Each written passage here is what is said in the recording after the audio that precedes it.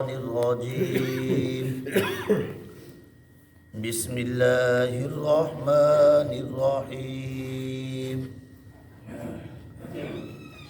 ألف لام ميم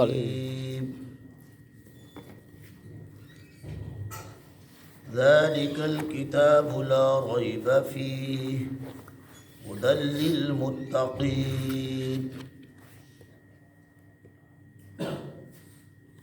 لفظی ترجمہ: بسم اللہ، شروع اللہ کے نام سے، الرحمن جو بڑا مہربان، الرحیم نہایت رحم کرنے والا ہے۔ محاورہ ترجمہ: اللہ کے نام سے جو بڑا مہربان نہایت رحم کرنے والا ہے شروع کرتا ہوں۔ الف لام میم حروف مقطعات۔ ذالک یہ، الکتاب اللہ کی کتاب ہے، لا ریب نہیں ہے کوئی شک، فیہ اس میں۔ اور ترجمہ: الف لام میم اللہ اعلم بمرادہ ذالک الکتاب لا ریب فیہ، یہ اللہ کی کتاب ہے، اس کی کتاب اللہ ہونے میں کوئی شک و شبہ نہیں ہے۔ ھدی للمتقین ہدایت ہے اللہ سے ڈرنے والوں کے لیے۔ ھدی للمتقین یعنی متقین پرہیزگاروں کے لیے رہنمائی ہے۔ یہ سورہ بقرہ ہے۔ اس سورت کا نام سورہ بقرہ احادیث کے اندر بھی اور صحابہ اکرام کے آثار کے اندر بھی موجود ہے۔ بعض روایات کے اندر یہ آیا ہے کہ اس سورت کو سورہ بقرہ کہنے سے منع کیا گیا ہے، لیکن وہ روایات درست نہیں ہیں، یعنی صحیح روایات نہیں ہیں، ضعیف ہیں۔ اس لیے مفسرین نے اسی بات کو ترجیح دی ہے کہ اس کا صحیح نام سورہ بقرہ ہی ہے، اور چونکہ احادیث کے اندر بھی اور آثار صحابہ کے اندر بھی موجود ہے، منقول ہے۔ اور اس سورت کو سورہ بقرہ اسی لیے کہا گیا چونکہ اس کے اندر بنی اسرائیل کی ایک گائے کا واقعہ ہے۔ بقرہ کا معنی ہوتا ہے گائے، تو وہاں گائے کا قصہ آگے آئے گا، تو تسمیت الجزء باسم الکل کے قبیل سے ہے کہ ایک حصے کا نام جو ہے پوری سورت کا نام رکھ دیا سورہ بقرہ۔ یہ سورہ بقرہ مدنیہ ہے۔ آپ پڑھ چکے ہیں قرآن پاک کی صورتیں دو حصوں میں تقسیم ہیں، بعض مدنی ہیں اور بعض مکی ہیں۔ اس کے متعلق مفسرین کا اصول یہ ہے کہ جو ہجرت مدینہ سے پہلے نازل ہوئی وہ صورتیں یا آیات انہیں مکی کہا جاتا ہے، اور جو ہجرت مدینہ کے بعد نازل ہوئی انہیں مدنی کہا جاتا ہے، چاہے مکہ کے اندر ہی کیوں نہ نازل ہوئی۔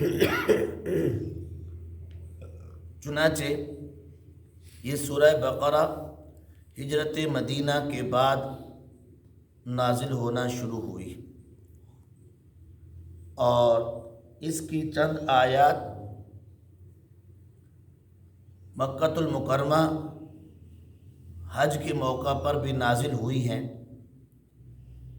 لیکن اس کے باوجود وہ سب کو اصول کے مطابق مدنی ہی کہا جاتا ہے۔ چنانچہ اس کی ایک آیت ہے وَاتَّقُوا يَوْمًا تُرْجَعُونَ فِيهِ إِلَى اللَّهِ، یہ آیت جو ہے جس میں رسول پاک صلی اللہ علیہ وسلم حجۃ الوداع کے موقع پر مینا کے اندر موجود تھے، اس وقت نازل ہوئی ہے، اور اس کے بعد رسول پاک صلی اللہ علیہ وسلم 80 یا 90 دن کے بعد اس دنیا فانی سے رحلت فرما گئے، انتقال فرما گئے۔ اس صورت کی آیات تفسیر ابن کثیر کے مطابق 286 ہیں، اور اس صورت کے کلمات 6221 ہیں، اور اس صورت کے حروف فرمایا کہ 25,500 حروف 25,500 ہیں، یہ تفسیر ابن کثیر کے مطابق۔ اس صورت کے بہت ہی برکات اور فضائل ہیں۔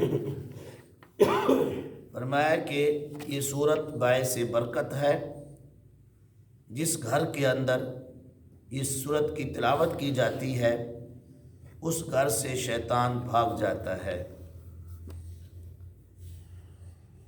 اس صورت کے ناموں میں سے ایک نام ہے سنام القرآن اور ذروۃ القرآن۔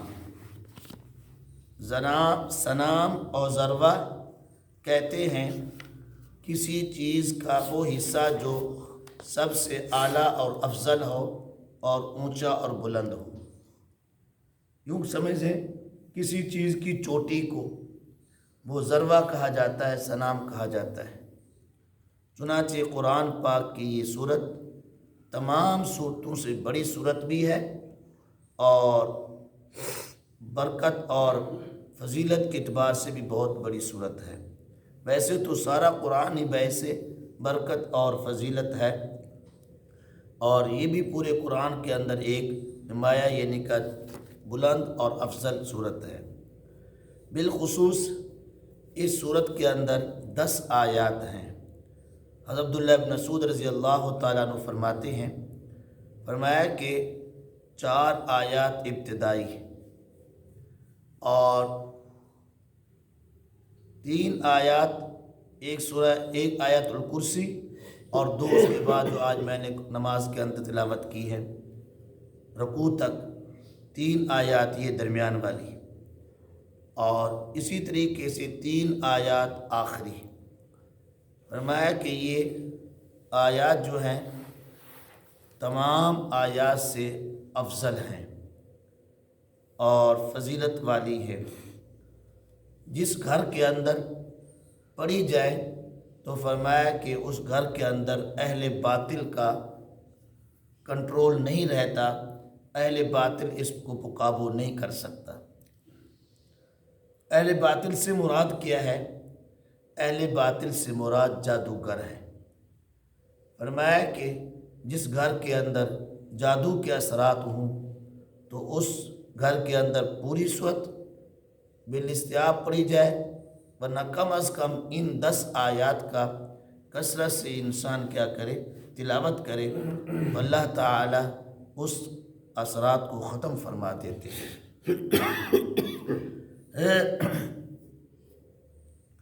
یہ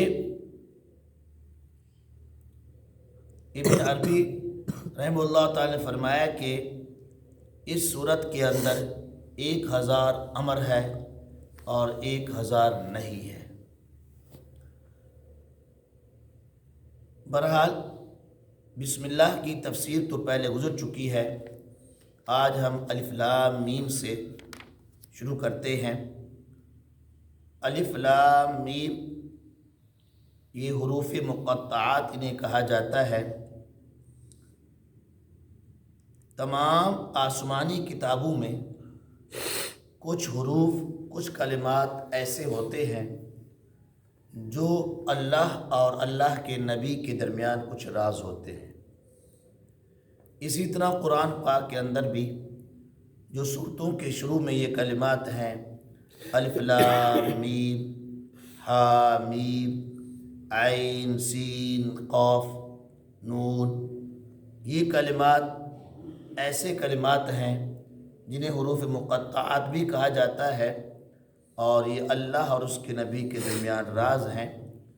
یعنی اللہ پاک نے اپنے نبی محمد الرسول اللہ صلی اللہ علیہ وسلم کو تو ضرور ان کے معنی و مطالب بتائے ہیں، لیکن آگے امت کو بتانے سے روک دیا۔ یہی وجہ ہے پورا ذخیرہ احادیث کے اندر کہیں بھی ان حروف کے معنی اور تفسیر نہیں بیان کی، رسول پاک صلی اللہ علیہ وسلم نے بیان نہیں کی۔ ہمیں بھی حکم یہی ہے کہ تم ان کے معنی اور تفسیر کے پیچھے کھود و کرید نہ کرو، ان کے پیچھے نہ پڑو۔ سوال یہ ہے کہ جب ان کے معنی بھی معلوم نہیں ہے تو پھر ہمیں ان کے پڑھنے کا کیا فائدہ؟ فرمایا کہ ان کی تلاوت کرنے میں، ان کے پڑھنے میں معنی معلوم نہ ہونے کے باوجود پھر بھی بہت سارے فوائد ہیں۔ سب سے پہلا فائدہ تو یہ ہے ہمارا ایمان میں اضافہ ہوتا ہے، ہم اسے اللہ کی کلام سمجھ کر کے پڑھتے ہیں۔ اور دوسرا یہ ہے کہ معنوی طور پر اللہ پاک نے ان کلمات کے اندر بے شمار فوائد رکھے ہیں، بے شمار فوائد ہیں جو ہم ان کو معلوم بیان نہیں کر سکتے۔ اس لیے ہر مفسر جب یہاں آتا ہے تو وہ یہی کہتے ہیں اللہ اعلم بمرادہ، یعنی اس کی معنی مراد مطلب اللہ ہی جانتے ہیں، اللہ کے سوا کسی کو علم نہیں ہے۔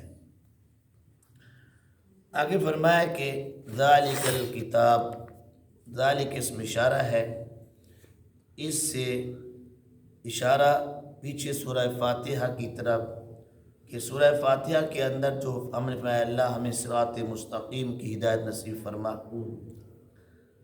تو اللہ نے فرمایا کہ وہ صراط مستقیم یہ کتاب ہے قرآن پاک، یہ کتاب قرآن پاک کہ ذالک الکتاب یہ اللہ کی کتاب ہے، یہ ایسی کتاب ہے لا ریب فیہ، اس کا کتاب اللہ ہونے میں کوئی شک و شبہ نہیں ہے، یہ ایسی یقینی اور قطعی ہے۔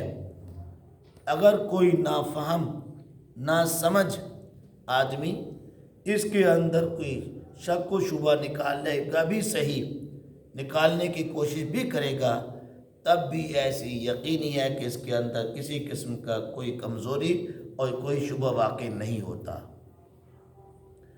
اور فرمایا کہ ھدی للمتقین، یہ ہدایت ہے متقین کے لیے، اللہ سے ڈرنے والوں کے لیے، یعنی متقین کی رہنمائی کرتی ہے۔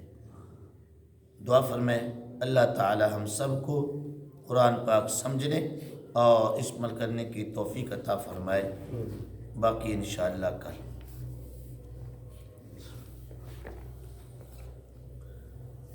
الحمدللہ رب العالمین والعاقبۃ للمتقین والصلاة والسلام علی خیر خلقہ محمد وآلہ وصحبہ اجمعین۔ ربنا ظلمنا انفسنا وإن لم تغفر لنا وترحمنا لنكونن من الخاسرین۔ ربنا لا تزغ قلوبنا بعد إذ هديتنا وهب لنا من لدنك رحمة إنك أنت الوهاب۔ یا الہ العالمین ہم سب کے صغیرہ اور کبیرہ، ظاہر باطنی ہر قسم کے گناہ معاف فرما دے۔ اے اللہ جو مسلمان بیمار ہیں یا اللہ تمام کو صحت عطا فرما۔ اے اللہ جو مسلمان پریشان حال ہیں یا اللہ ان کی پریشانی کو دور فرما۔ یا الہ العالمین آج تک جتنا مسلمان فوت ہو چکے ہیں یا اللہ تمام کی مغفرت فرما دے، تمام کی قبر کو منور فرما دے۔ یا الہ العالمین عالم اسلام کو اتفاق و اتحاد نصیب فرما، حرمین شریفین کی حفاظت فرما۔ یا اللہ ہمارے وطن عزیز کی حفاظت فرما۔ یا اللہ اس کو اندرون و بیرون قسم کی سازشوں سے محفوظ فرما۔ یا اللہ اس اسلام کا قلعہ بنا، امن کا گہوارہ بنا، امن کا گہوارہ بنا۔ اے اللہ ہمارے ان تمام نمازیوں کی جان و مال کی حفاظت فرما۔ یا اللہ ان کی گھر بار کے اندر برکت عطا فرما۔ اے اللہ ان کی ہر پریشانی کو دور فرما۔ ہر جائز حاجات کو پورا فرما، ہر جائز حاجات کو پورا فرما۔ یا الہ العالمین ہماری اس مسجد تا قیامت آباد فرما۔ یا اللہ اس کی تمام ضروریات خزانہ غیب سے پورا فرما۔ اے اللہ اس مسجد کو یا اللہ پورے علاقے کے لیے رشد و ہدایت کا ذریعہ بنا۔ اے اللہ تو ہی مہربانی فرما دے۔ صلی اللہ تعالی علی خیر خلقہ محمد و آلہ وصحبہ اجمعین۔ لا الہ الا اللہ۔